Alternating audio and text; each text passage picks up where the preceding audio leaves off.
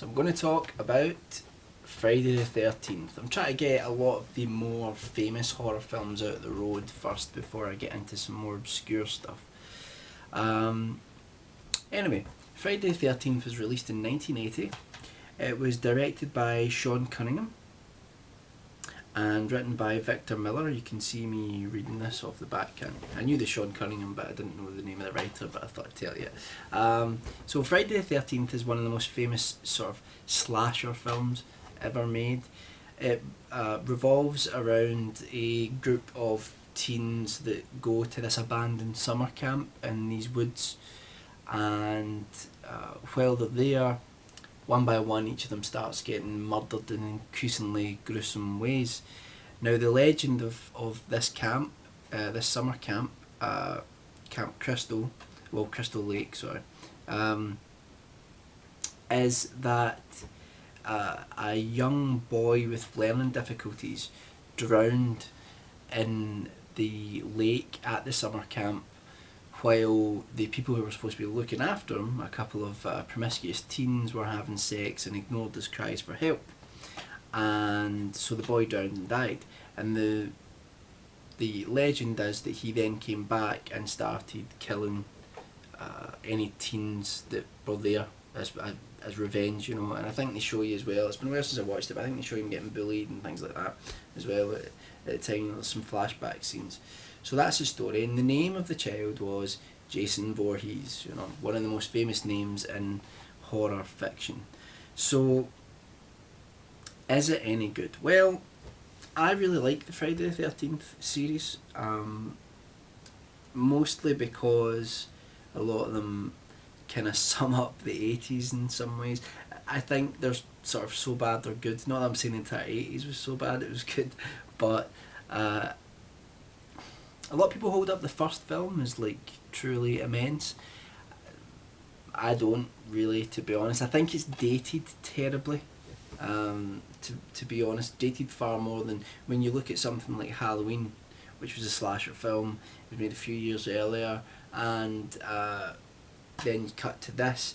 This is aged, really aged, and Halloween has hardly aged in my opinion. However, that's not to say it's not enjoyable. It's really enjoyable. It's got some great jump out scares. There's a classic jump out scare near the end which gets a lot of people. It's quite famous, and the story takes some nice twists and turns that maybe you don't really see happening. And the other thing that stands out for this is that if you're into your gore or death scenes, then there are some pretty memorable death scenes in this film. I think the most memorable for me would be the one where Kevin Bacon's lying on the bed, and well, if you've seen it, you know the one I'm talking about. That's the death scene that stuck with me the most when I watched this film, because I like to, the reviews on this channel I'd like to do is, you know, spoiler free as much as possible. The soundtrack's pretty cool. It's got, there's a very famous sound effect. I think that was quite good. Not really. For, I don't know why I'm sitting like this. Like, hello ladies and gentlemen, welcome to Friday the 13th. This review has completely derailed. I don't even know if I'm going to upload this now. But yeah, the film is definitely worth a watch, and you can see why it spawned another 9 direct sequels, and also a Jason versus Freddy film as well on top of that. In the series, it is probably, it's one of the best, if not the best, of the series.